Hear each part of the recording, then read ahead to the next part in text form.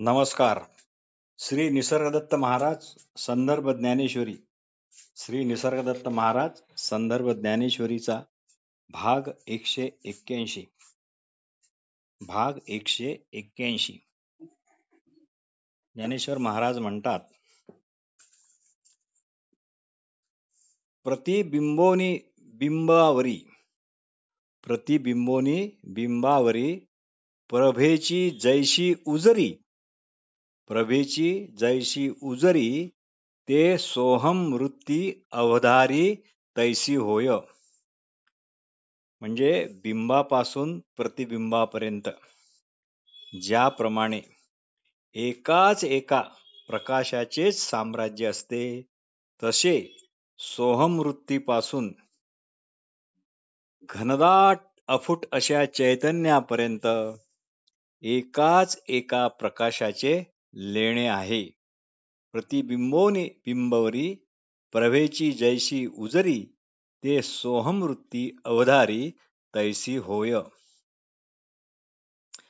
रूप रस गंध नाद आणि स्पर्श या पंच ज्ञानेंद्रियाने जे जसेच्या तसे आवड निवड रहित केवळ जीवन जगण्यास अत्यावश्यक असे जे विषय ज्ञान आहे तेच उपयोगाचे आहे, त्या ज्ञानाला सगुण किंवा विद्या सगुण असे म्हणतात. हे विद्या सगुण स्वतःच स्वतःला जाणण्याकरता जणू व्यक्त दशेला येते असे श्री ज्ञानेश्वर महाराज म्हणतात.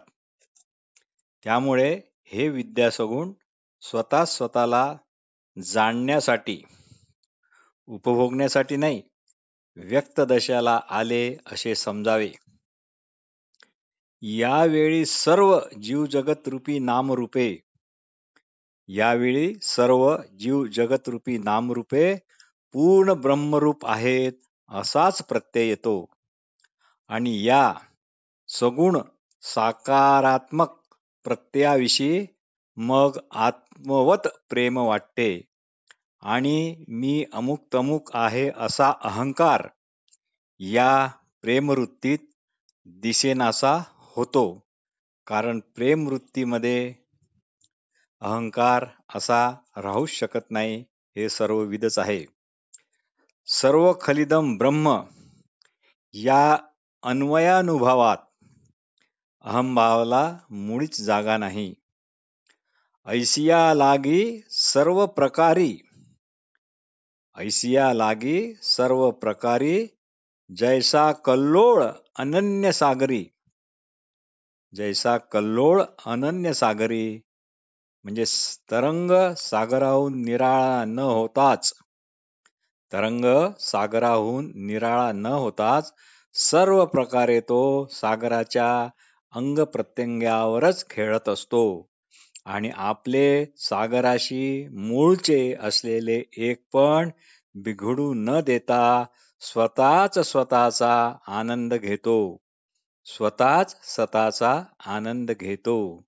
म्हणूनच म्हणतात, ऐसिया लागी सर्व प्रकारी जैसा कल्लोळ अनन्य सागरी. म्हणजे सागरच मी आणि त्यावरचा पण मीच असा तरंग बनून मीच मला उपभोगतो अशी विलक्षण भोगता व भोक्तृत्व अशी ही त्रिपुटी रहित स्थिती अनुभवल्या जाते व अभेद अशी आत्मसिद्धी प्राप्त होते. म्हणजे उपभोगल्या जाते. ज्ञानेश्वर महाराज एका ठिकाणी म्हणजे 9व्या प्रकरणात अमृतानुभव फारच छान एक वर्णने आहेत. ती अशी, आता अमोद सुवास झाले, श्रुतीसी श्रवण निघाले, आरसे उठले लोचनेसी. म्हणजे सुगंध हे स्वतःच नाक होऊन आपणच आपला सुगंध घेत आहे. शब्दच श्रवण म्हणजे कान होऊन स्वतःच स्वतःला ऐकत आहेत. आरसाच जणू डोळा बनून त्यावरच आपण आपल्याला पाहून आनंदित होत आहे. जिव्हा लोधली रसे कमळ सूर्यप्रणे विकासे. जिव्हा लोधली रसे कमळ सूर्यपणे विकासे. चकोरेची जैसे चंद्रमा झाली. चकोरेची जैसे चंद्रमा झाली. जिव्हा स्वतःच रस बनली. मग जिव्हा आणि रस या दोघात काही फरक राहिला नाही. सूर्य उगवला की कमळे उमलतात अशी एक समजूत आहे. पण आता कमलेच सूर्य झाली आहेत. पण आता कमलेच सूर्य झाली आहेत. चंद्राला पाहून चकोर आनंदित होतात. ही पण एक कवी कल्पना आहे. चंद्राला पाहून चकोर आनंदित होतात. पण आता खुद्द चकोरच चंद्र झाली आहेत किंवा चंद्रच चकोरे झाली आहेत. फूलची झाली भ्रमर. फुलेची झाली भ्रमर. तरुणीच झाली नर. फुलेची झाली भ्रमर. तरुणीची झाली नर. झाले आपुले शेजार निद्राळूची. झाले आपले शेजार निद्राळूची. फुलची झाले भ्रमर. तरुणीची झाली नर. झाले आपले शेजार निद्राळूची. म्हणजे आता भ्रमर कोणते व फूल कोणते याचा पत्ता लागत नाही. कोण कोणाला भोगते आणि कोण कोणाचा आनंद घेते हेच आता कळत नाही. कारण काय? फुलेची भ्रमर झाली आणि भ्रमरच फुले झाली. दोघांमध्ये काही भेद राहिला नाही. त्यामुळे ते कोण असे ओळखता येत नाही. तरुणीच स्वतःच नर झाली. तरुणी स्वतःच नर झाली म्हणजेच आपणच नर होऊन आपलाच ती भोग घेत आहे व या अशा आपल्याच आपण घेतलेल्या रतिसुखात ती दंग आहे. जसा झोपणारा हा झोपेत इतका तल्लीन आहे की त्याच्या दृष्टीने आता अंथरूण पांघरून त्याला वेगळे असे वाटतच नाही. अंथरुणा पांघरुणासहित तो दोन्ही एकच झाला. सोन्याची लगड कोरून कोरून त्याचा दागिना करतात. तिथे वस्तुतः काहीच निराळे काही झाले नसते. फक्त रूप बदलले असते. एकत्व तिथे कायमच आहे. तसे जेव्हा सर्व काही आपणच आपण आपणच अगोदरचे म्हणून हे आपल्याच प्रकाशमान हे सर्व होत आहे. आपण अगोदरचे म्हणून हे आपल्याच प्रकाशाने हे सर्व प्रकाशमान किंवा प्रकाशित होत आहे. म्हणजे आपणच आहोत अशा दृढ अपरोक्ष ज्ञानात. म्हणजे आपणच आहोत अशा असलेपणाच्या दृढ अपरोक्ष ज्ञानात भोग्य म्हणजे रूप रस गंध नाद स्पर्श चे विषय आणि त्यांचे तथाकथित भोग घेणारे आपण व भोग घेण्याची क्रिया म्हणजेच दृश्य द्रष्टा दर्शन ही त्रिपुटी नाहीशी झाली व केवळ एकच एक असे चिदैक्य भाव जो जसा होता तसाच उरला तसाच राहिला. शेवंतीच्या फुलांच्या हजारो पाकळ्या वेगवेगळ्या फाकल्या पण तेथे बहुपणाचा भास कितीही झाला तरी मूळचा शेवंतीपणा मात्र जसाच्या तसाच असतो. हजार पाकळ्या पण फूल म्हणूनच ओळखल्या जातात. ते एक शेवंतीचे फूल म्हणूनच ओळखल्या जाते. त्याप्रमाणे आपले असणे पण किंवा अगोदरचे पण लक्षात घेतले की सर्वच त्या अगोदरच्या प्रकाशात लखलख करीत आहे असाच बोध होतो. सराफाचे डोळे हे दागिना कधीच पाहत नाहीत. तर फक्त आणि फक्त ते सुवर्णाकडेच लक्ष देतात. तसेच तत्ववेत्यास सर्व पंचज्ञानेंद्रियाच्या ठिकाणी स्वात्म प्रत्ययच येतो. दुसरे म्हणून दुसरे असे त्याला काहीच दिसत नाही. कोणताही दागिना हाती घेतला की प्रथम आपण वस्तुतः सुवर्णच हाती घेतो, दागिना घेत नाही. हेच ते सर्वांच्या अगोदरचे असे अगोदरपण होय. याला फार फार पूर्वीचे जुने, खूप खूप जुने असे अगोदरपण असे मानल्यामुळे ते व्यर्थच कालसंकल्पनेच्या उदयाला कारणीभूत होते. अगोदरचे, आत्ताचे, नंतरचे अशा गुंताड्यात आपण त्यामुळे पडतो. तर अगोदरपण म्हणजे दागिन्याच्या अगोदर सोने हाती येते. अगोदरपण म्हणजे काही मजकूर वाचायचा असेल तर प्रथम कागद हाती येतो. इतकाच अगोदर या शब्दाचा साधा, सरळ, सोपा असा अर्थ आहे. काही अनुभवण्याच्या अगोदर आपण असले पाहिजे इतकाच याचा अर्थ. काही अनुभवण्याच्या अगोदर आपण असलेच पाहिजे इतकाच या अगोदरपणाचा अर्थ आहे. आपण अगोदर म्हणूनच सर्व अनुभव घेणे शक्य होते. म्हणूनच काय हा अगोदरपणा हा तिथे असतोच. पाण्यावर उठलेले तरंग जर वेचायला गेले तर प्रथम अगोदरपणाने असलेले पाणीच प्रथम हातात येते. पाण्यावर उठलेले तरंग जर वेचायला गेलो तर प्रथम अगोदरपणाने असलेले पाणीच प्रथम हातात येते.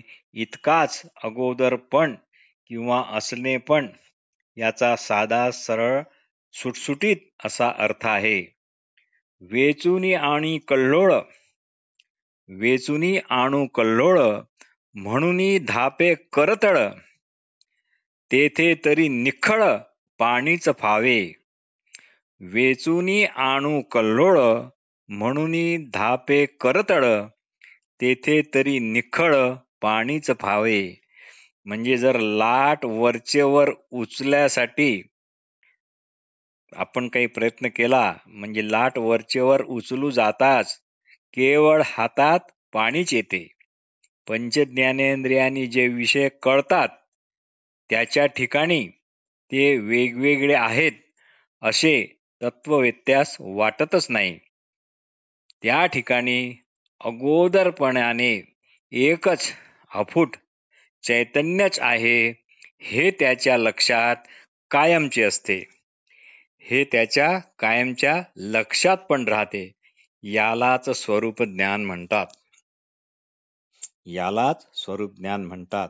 कापूर म्हणजेच सुवास, कापूर म्हणजेच मऊपणा, कापूर म्हणजेच शुभ्रपणा. ते तिन्ही वेगवेगळे कधीच करता येत नाही.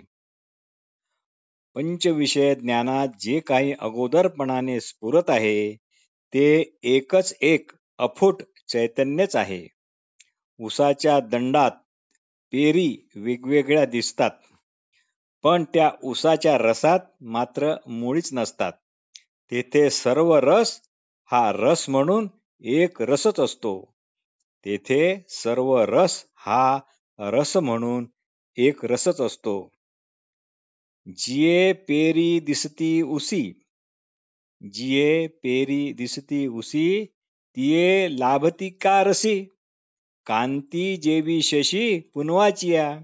म्हणजे पौर्णिमेच्या चंद्रात त्याच्या कळा नसतात, तर तेथे केवळ आणि केवळ प्रकाशरूपच अगोदरपणाने चंद्राच्या ठिकाणी असते. तात्पर्य, तत्ववेत्यास विषयही आत्मरूप आणि इंद्रिय पण आत्मरूपच वाटतात. तत्ववेत्यास जे जे पंचविषयाचे इंद्रिय ज्ञान होते त्याला जाणणे आणि ते जाणणे त्याला आपल्याच असणेपणामुळे, आपल्याच अगोदरपणामुळे शक्य होत आहे हे त्यांनी पक्के ओळखलेले असते. जसे ग्रीष्म ऋतूतील अति प्रखर किरणे ग्रीष्म ऋतूतील अतिप्रखर किरणे, समोर कितीही मेघांची आवरणे आली तरी त्या सर्व आवरणांचे भेदन करून ते सूर्याचे किरण पृथ्वीवरील कणाकणांना ते स्पर्श करतात.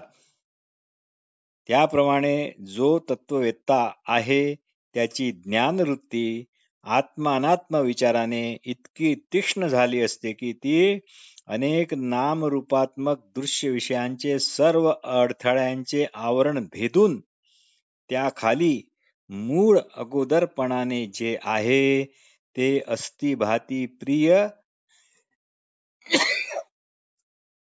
अशाच स्वात्मभावास आपला विषय करते. ज्ञाने का जयाचे डोळे देखून न राहती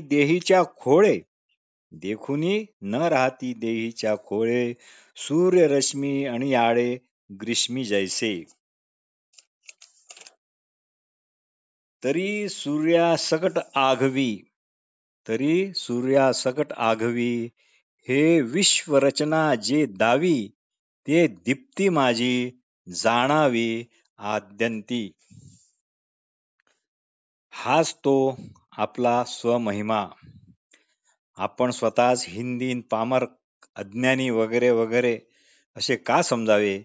ज्याला आपण पॉझिटिव्ह दृष्टिकोन आणि पॉझिटिव्ह दृष्टिकोन ठेवा असे वारंवार सांगतो, असे लोकांकडून वारंवार ऐकतो, तर तो पॉझिटिव्ह दृष्टिकोन तुम्ही इथे का ठेवू नये? बरे असो. चंद्र वेचू गेला चांदणे तव वेचले काय कोणे? चंद्र आपले चांदणे वेचायला गेला तर कुणी कोणाला वेचले? ज्ञानाला विषय आणि विषयी जर दोन्ही आत्मरूपच वाटत असतील, बाधित इंद्रियाचा आणि बाधित विषयांचा संबंध आला, असेच ते होईल व आपोआप विषयजन्य संस्कारही त्यामुळे बाधितच राहतील.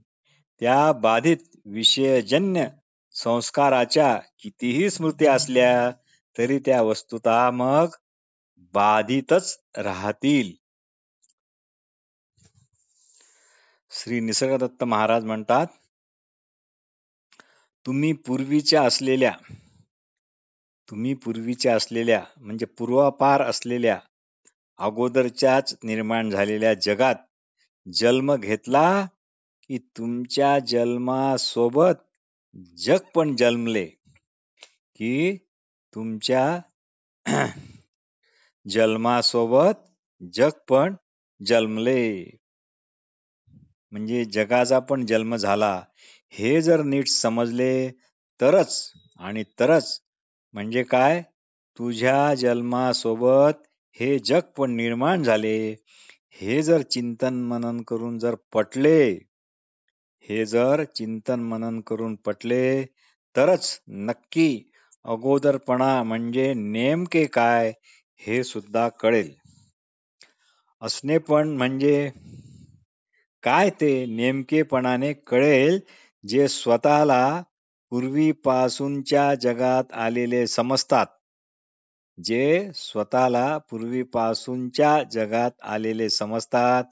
त्यांनीच तुम्हाला पण सांगितले की तू पण पूर्वीपासून चालत असलेल्या जगातच जन्म घेतला आहे.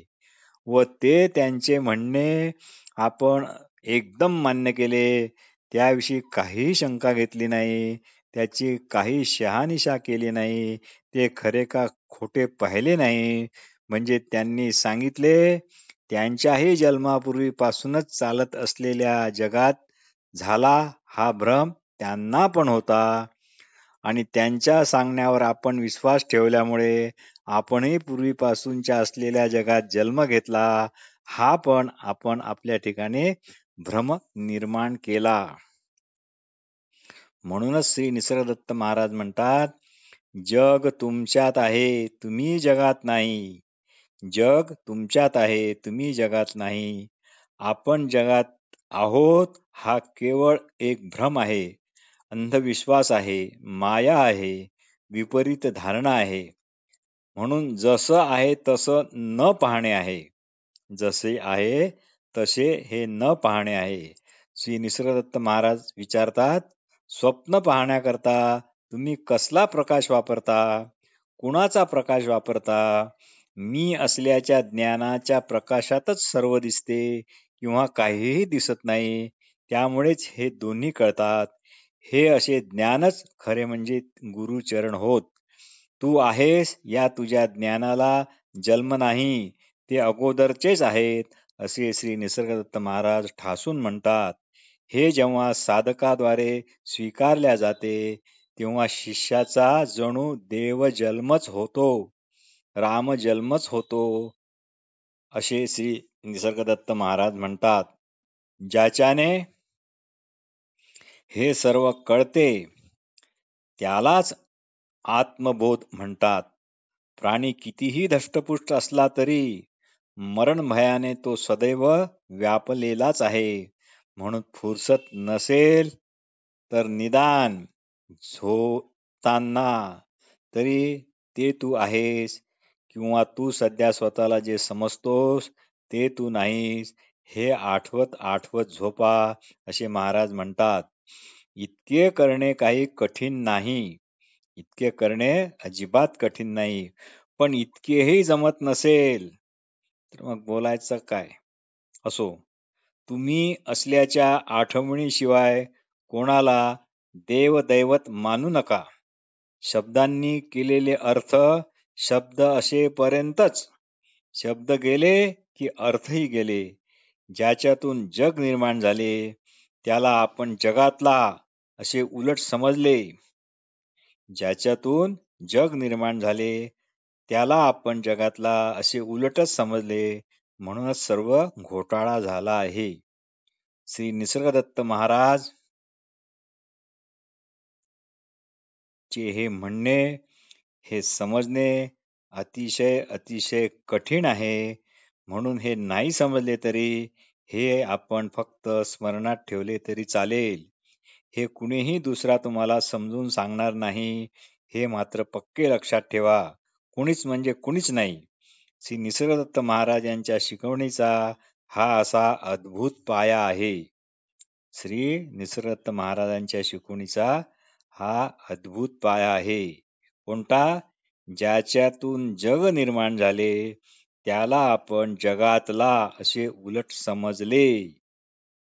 हेच लक्षात ठेवा.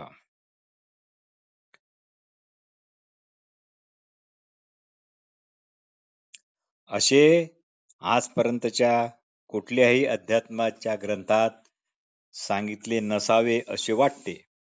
नक्की नाही, पण तसे सांगितले असल्यास त्याचा संदर्भ द्यावा ही विनंती. बरे असो. वस्तुतः माया म्हणजे एक गंमत आहे. माया म्हणजे एक मौज, एक विनोद किंवा रडणे भेकणे, सर्व प्रकार यात आहेत. पण ते सर्व आपण अगोदरचे असल्यामुळेच शक्य होतात. इकडेच फक्त लक्ष हवे. वस्तुतः आपण असल्याची जाणीव हे अगोदरचे पण ही परमात्म्याचीच जाहिरात आहे. वस्तुतः आपण असल्याची जाणीव हे अगोदरचे पण ही परमात्म्याचीच जाहिरात आहे. अवघे जग ज्या असणेपणाने जाणले जाते त्याच्यातच ते विरामपण पावते. म्हणजे आप मर गए और दुनिया डूब गई. आजपर्यंत हजारो लाखो किड्या मुंगापासून जीवजंतू आले गेले. त्यांचे लाखो करोडो टनांचे वजन कुठे गेले?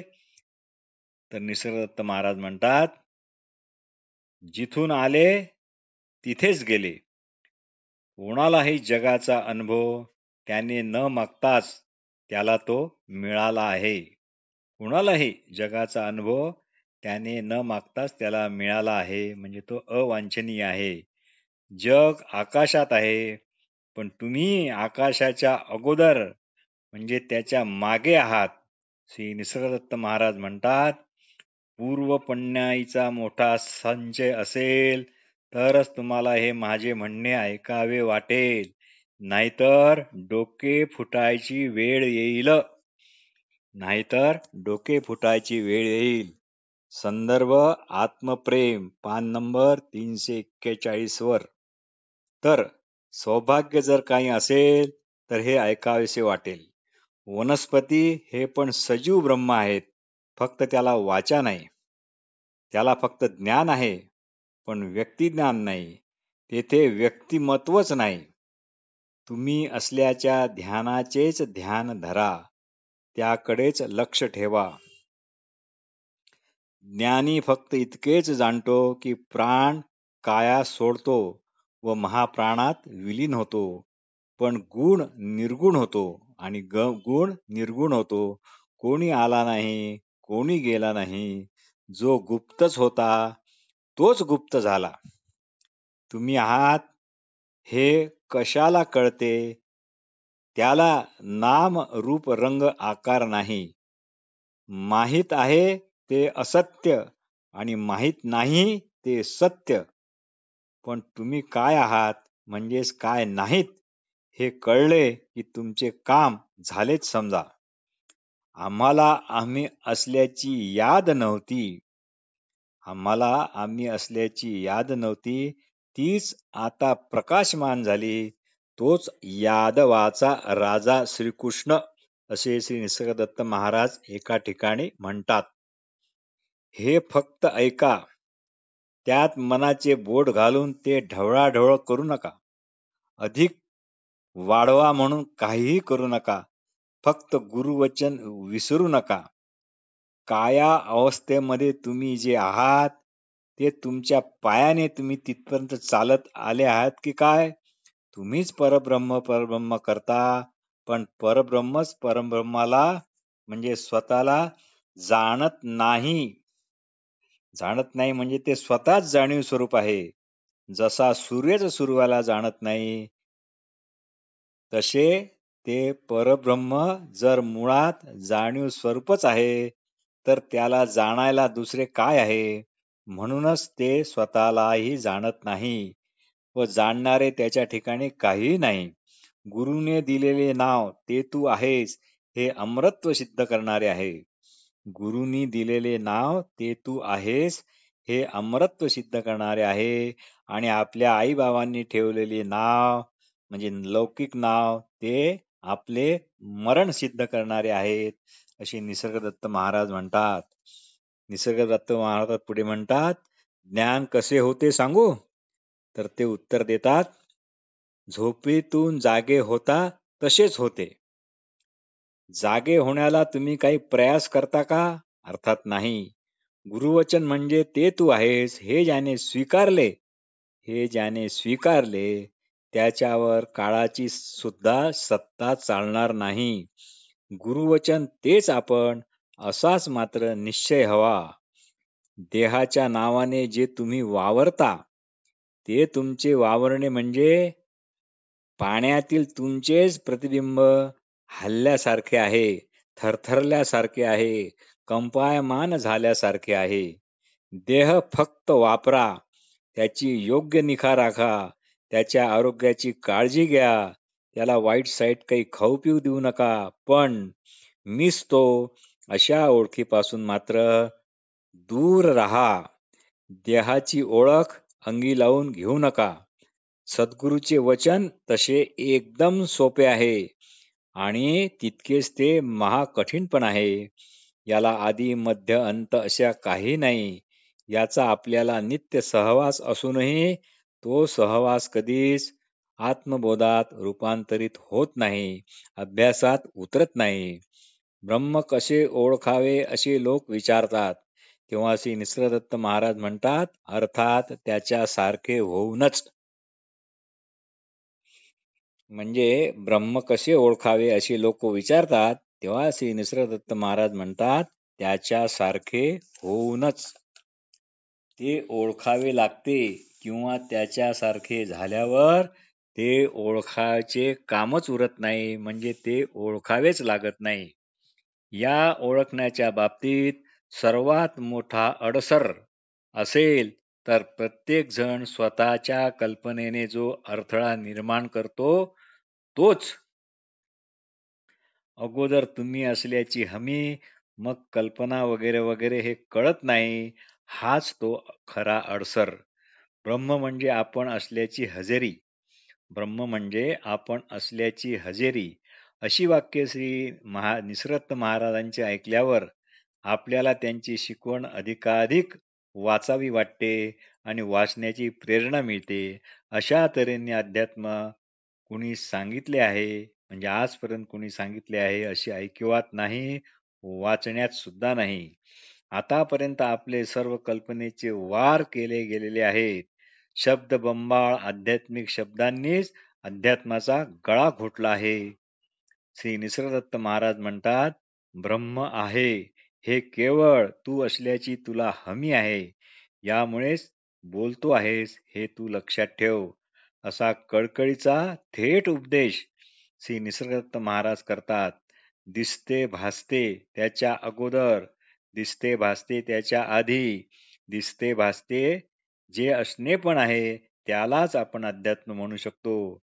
काळाला अंत आहे, पण काळाला लाजवणारा अगोदरचाच आहे. काळाला जाणणारा पण अगोदरचाच आहे, त्याला मात्र अंत नाही.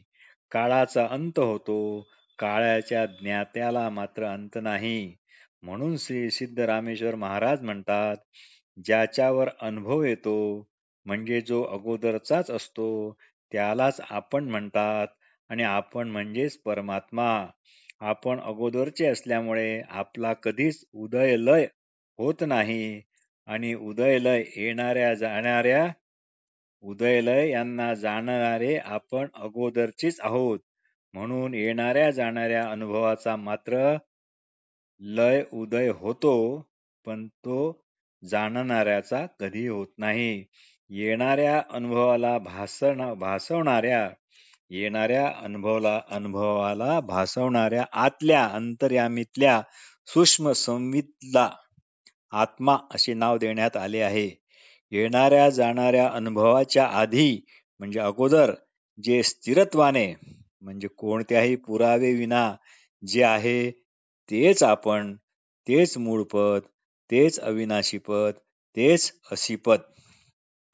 वस्तुतः सर्प, विंचू, वाघ, सिंह हे त्यांच्या त्यांच्या अगोदरच्याच असणेपणानेच आहेत, आणि त्यांच्यामध्ये जो असणेपणा आहे तोच असणेपणा म्हणून सर्वच किडामुंगीपासून थेट ब्रह्मदेवापर्यंत एकच एक आहे. त्यांच्यामध्ये जे असणेपण आहे तेच आपल्यामध्ये पण आहे. या अर्थाने मग सर्प, विंचू, वाघ, सिंह हे एकच ठरतात. याचा अर्थ असा नाही की वाघाच्या बरोबर राहा. यालाच सर्वाभूती ईश्वर भाव ठेवणे म्हणतात. अशी व्यक्ती कठोरपणे कुणाशीही वागणारच नाही, असे श्री सिद्धरामेश्वर महाराज म्हणतात. ज्याच्या योगे दुसऱ्याला समाधान होईल असेच वागावे, यालाच ते कायिक भजन असे सुद्धा म्हणतात. शरण जाणे म्हणजे ताठा सोडून नम्र होणे. सिद्धरामेश्वर महाराज हे त्यांच्या एका पुस्तकात म्हणतात, शरण जाणे म्हणजे ताठा सोडून नम्र होणे. शर म्हणजे बाण, आणि हा बाण नेहमीच ताठ असतो. शरण म्हणजे नसलेला शर नसलेला म्हणजे ताठर नसलेला म्हणजेच नम्र. तर असे नम्र होण्याचे साधन काय? तर केवळ सत्संग. श्री सिद्धरामेश्वर महाराज पारंपरिक अर्थाने केवळ म्हणतात. पारंपरिक अर्थाने याचा अर्थ असा नाही की वैकुंठवास आहे, कैलासवास आहे वगैरे वगैरे. तर श्री सिद्धरामेश्वर महाराज पारंपरिक अर्थाने असे म्हणतात की तुम्ही वैकुंठवासी आहात, कैलासवासी आहात, अगोदरचेच आहात, केवळ थोड्या दिवसाकरता व्यक्त आहात. विषयरूपी देवीला काहीतरी बळी दिला पाहिजे. जास्त मुले होणे म्हणजे जास्त बळी, म्हणजे तिचे भक्ष्य हे जास्त. संसार म्हणजे विजातीय भेद हे सर्व तुम्हाला कुणी सांगितल्याशिवाय समजणार नाही, असे हे स्वरूपज्ञान आहे. पण ऊस गोड आहे हे ऐकवल्याने ऐकणाऱ्याला ऊसाची गोडी अजिबात कळत नाही. कारण ज्या जमिनीत केशर पिकते तेथे आपण नेहमीच दुसरेच एखादे क्षुद्र पीक उदाहरणार्थ गांजा वगैरे घेण्याचा आग्रह करतो आणि मग दुःखी कष्टी होतो. इसलिए अपनी महिमा में रहो, मौज में रहो. धन्यवाद. हाच खरा ऐश्वर्य योग.